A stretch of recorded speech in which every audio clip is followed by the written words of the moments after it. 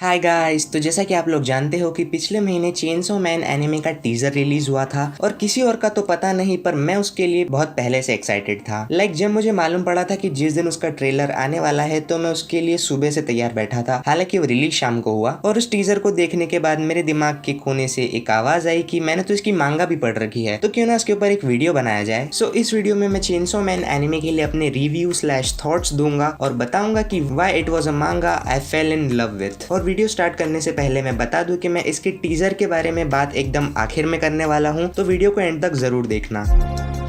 तो chainsaw man एक 2018 से 2020 तक पब्लिश हुई एक्शन, एडवेंचर, डीमंस और शोनन मांगा है, written and illustrated by Tatsuki Fujimoto, और ये पब्लिश हुई थी in the weekly Shonen Jump magazine. पर मेरे हिसाब से इसको पूरी तरह से शोनन कहना गलत होगा, क्योंकि बाय गॉड जिस तरह की चीजें इसमें होती है उस हिसाब से ऑलमोस्ट सेनन की कैटेगरी में बिलोंग करती है। करंटली ये सीरियलाइज होना फिनिश हो चुकी है और इसमें टोटल 97 चैप्टर्स अवेलेबल हैं। सो ओवरऑल ये एक काफी क्विक एंड इजी रीड है। वैसे इस मांगा को पढ़े मुझे शायद 2 महीने हो चुके हैं और मैंने इसे सिर्फ इसीलिए पढ़ा था क्योंकि मैं लिटरली इसके बखान तब से सुन रहा हूँ जब से इसका एनिमे अनाउंस भी नहीं किया गया था। साल 2019 और 2020 में इस सीरीज ने कतई तबाही मचा रखी थी। जिसे देखो वो चेनसो मैन के ही गुणगान गा रहा था, तो उसी हाइप के चलते मैंने सोचा कि चलो इस मांगा को ट्राई कर ही लेते हैं। And oh boy, this story is total fire.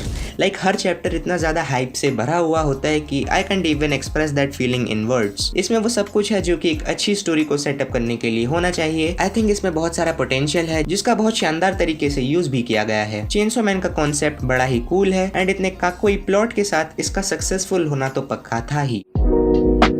तो चेनसो मैन की स्टोरी एक ऐसे वर्ल्ड में सेट की गई है जहाँ 3 तरह के बीइंग्स एग्जिस्ट करते हैं। तो पहले बीइंग्स है डेविल्स, जिनमें से कुछ को छोड़कर ज्यादातर डेविल्स ह्यूमंस को मारना चाहते हैं। सेकंड तरह के बीइंग्स है डेविल हंटर्स, जो कि नॉर्मल ह्यूमंस ही हैं, बट उनके पास डेविल्स की पावर होती है और वो डेविल्स के साथ एक कॉन्ट्रैक्ट फॉर्म करके उनकी पावर्स अचीव करते हैं एंड बदले में उनको अपना एक बॉडी पार्ट डेविल्स को कंज्यूम करने के लिए देना पड़ता है। सो डेविल हंटर्स का यही जॉब होता है कि जितने भी बुरे डेविल्स हैं जो कि लोगों को परेशान कर रहे हैं उनको मारना। और फिर आते हैं तीसरे तरह के बीइंग्स जिनको डेविल मैन कहा गया है। अब डेविल मैन बेसिकली कोई भी तब बनता है जब किसी ह्यूमन की लाश पे कोई डेविल टेक ओवर कर ले। सुनने में तो ये सेटिंग किसी डार्क फैंटेसी वाली स्टोरी की तरह लग रही होगी, लेकिन ये काफी ओरिजिनल कॉन्सेप्ट लगा मुझे।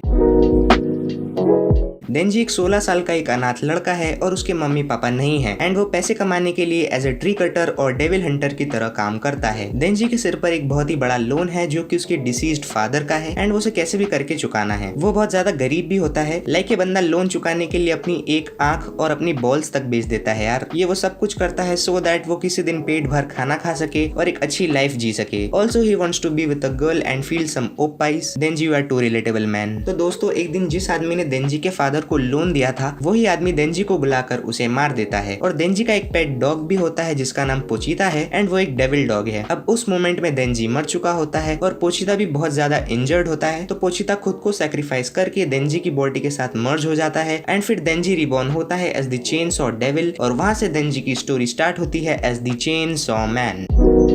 अगर आपने इस मांगा को पढ़ रखा है तो यू मस्ट नो दैट कि एज अ रीडर हमें देंजी का एंड गोल कभी एग्जैक्टली पता नहीं होता है। हाँ, शुरू में वो सिर्फ उसके सेल्फ सेटिस्फेक्शन के लिए डेविल से भिड़ तो जाता है, पर उसके पीछे उसकी जो मोटिवेशंस होती हैं वो काफी ज्यादा सिंपल साउंड करती हैं। देंजी प्रेजेंट में जीता है और टाइम टाइम पर खुद से ये सवाल भी पूछता है कि आखिर उसका एंड गोल है क्या। And I am sure author को भी ये बात पता थी कि वो देंजी को पूरी स्टोरी में सिर्फ यही छोटी छोटी चीजों के पीछे भागने पर मजबूर नहीं कर सकता। सीधे और साफ शब्दों में बोलूं तो मैं कहना ये चाहता हूँ कि हमें इस मांगा का फाइनल गोल एग्जैक्टली कभी नहीं बताया जाता है। So you never know what to expect. इसीलिए छोटी से भी छोटी चीजें हम पर काफी बड़ा इंपैक्ट डालती हैं। Pro gamer move right there. देखो, मेरे केस में जब भी मैं किसी एनिमे या मांगा को देखता या पढ़ता हूँ तो एक चीज जो कि मैं सबसे ज्यादा अप्रिशिएट करता हूँ वो है एक अच्छा प्रोटैगनिस्ट। एक ऐसा प्रोटैगनिस्ट जो कि हमें एंटरटेन भी करे, हम उसके बारे में और भी ज्यादा जानना चाहें, उसे डेवलप होता देखें और जो कि उस पर्टिकुलर स्टोरी या सेटिंग के लिए बिल्कुल परफेक्ट हो। पता है कम पैसों में ज्यादा सामान मांग रहा हूँ, पर यू गेट द पॉइंट। और मेरे हिसाब से देंजी एक बहुत ही सॉलिड प्रोटैगनिस्ट है। He can be funny and a total badass when he wants to। वो एक टिपिकल शोनन प्रोटैगनिस्ट की तरह तो बिल्कुल भी नहीं है। कोई एक बड़ा गोल हासिल करने के बजाय वो छोटी छोटी चीजें हासिल करते हुए चलना पसंद करता है and that is what I truly love about him. मतलब वो कोई भी परेशानी का सामना करने के लिए रेडी रहेगा as long as he gets to feel some oppai. Means वो एक एवरेज टीनेजर की तरह ही बिहेव करता है। Basically a simp plus pervert plus bad ass plus chad. That is Denji in a nutshell.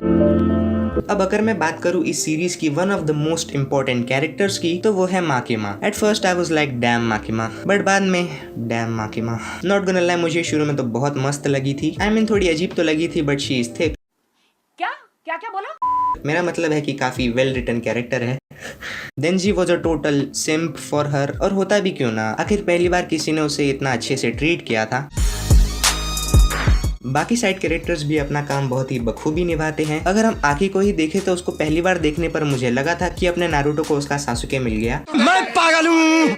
Jokes aside, वो एक काफी cool side character है। हालांकि डेविल हंटर बनने के लिए उसके खुद के रीजनेबल रीजंस तो होते हैं, पर उन सब के होते हुए भी वो देंजी को कभी ओवरशैडो नहीं करता, और इसी की वजह से देंजी ही ज्यादातर टाइम स्पॉटलाइट में रहता है एंड एक प्रोटैगनिस्ट वाली फीलिंग देता है। चलो ये सब छोड़ो, let's take a minute and talk about power. Definitely the best girl and best waifu after Kobeni स्कार ऑब्वियसली, और उसको 02.0 बुलाना बंद करो समझे। और यार एक बात तो ये समझ नहीं आती कि हर दूसरी फीमेल कैरेक्टर इतनी हॉट क्यों है। आई मीन जस्ट देखो इनको।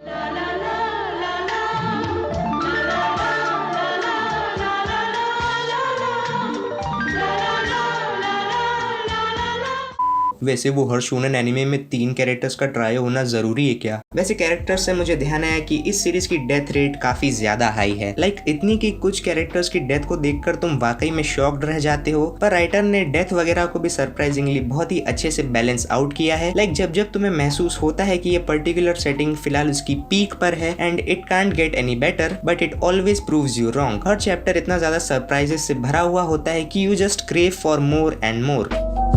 चेनसो मैन का आर्ट स्टाइल उसकी स्टोरी के हिसाब से काफी सही है। जब ब्लडशेड होता है तो वो तुम्हें बहुत क्लीन लगेगा और उतना ग्रोस नहीं लगेगा। फाइट्स देखते टाइम तुम्हें एक फीलिंग आती है कि यार ये एक्शन सीक्वेंस अब एंड होने वाला है, but the author always comes up with a reverse Uno card and surprisingly वो ट्विस्ट या फिर टर्न पिछले वाले जितना ही इंटरेस्टिंग होता है, और कभी कभी तो उससे भी कई ज्यादा। अब एक्शन की बात आई है तो मेरे ख्याल से पावर सिस्टम को भी डिस्कस कर ही लेना चाहिए। इस वर्ल्ड का पावर सिस्टम कुछ इस तरह से सेट किया गया है कि जिस भी डेविल का जितना ज्यादा खौफ होगा या लोग उससे जितना ज्यादा डरेंगे, उतना ही वो डेविल ताकतवर होता चला जाएगा। और जिस प्रकार इस पर्टिकुलर कॉन्सेप्ट के डिस्कशन के बाद आगे उसका यूटिलाइजेशन हुआ था, it just totally blue me away, जो कि मैंने ऑनेस्टली बिल्कुल भी एक्सपेक्ट नहीं किया था। लेकिन एक्साइटमेंट का सिलसिला सिर्फ यहीं पर खत्म नहीं होता है। Chainsaw man can go from 0 to 100 real quick. Like एक पल के लिए तुम्हारा रिएक्शन होगा और अगले ही पल यू विल बी लाइक।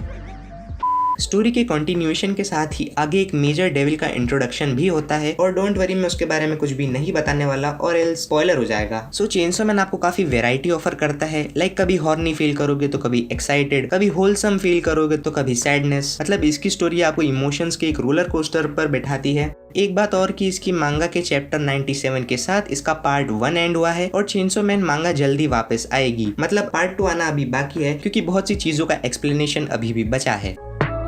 मैंने अक्सर देखा है कि काफी लोग इसकी स्टोरी का कंपैरिजन जुजुत्सु काइसेन के साथ करते हैं, and I can see why. मैं मानता हूँ कि दोनों सीरीज में डीमंस वाला कॉन्सेप्ट काफी आइडेंटिकल है और ये दोनों ही कुछ हद तक सिमिलर वाइब्स भी देते हैं। लेकिन अगर तुम इनमें से किसी को भी एक दूसरे की कॉपी समझते हो, then let me tell you कि ये दोनों ही मांगा 2018 में पब्लिश होना शुरू हुई थी, और अगर इन दोनों में 2-3 साल का फर्क भी होता तो शायद ये कहा जा सकता था कि कोई एक किसी दूसरी से इंस्पायर्ड है, पर that is not the case this time. मैं कंपैरिजन में विश्वास तो नहीं रखता, पर अगर मुझे करना पड़ा तो मैं कहूंगा कि jujutsu Kaisen is more like a typical shonen, तो उसको ज्यादा वाइडर ऑडियंस एंजॉय कर सकती है। On the other hand chainsaw man एक पर्टिकुलर टाइप की ऑडियंस को टारगेट करता है। अगर तुम मुझसे मेरी प्रेफरेंस पूछो तो ऑब्वियसली मेरा जवाब होगा चेनसो मैन। देखो ऐसा नहीं है कि मैं जुजुत्सु काइसेन को हेट करता हूँ, इट्स जस्ट दैट कि मैंने चेनसो मैन को जुजुत्सु काइसेन के कंपैरेटिवली ज्यादा एंजॉय किया, एंड चेनसो मैन ने मेरा इंटरेस्ट ज्यादा टाइम तक ग्रैब करे रखा था। सो पर्सनली मैं चेनसो मैन प्रेफर करता हूँ। So boys, there I said it, Chainsaw Man is better than Jujutsu Kaisen, at least for me.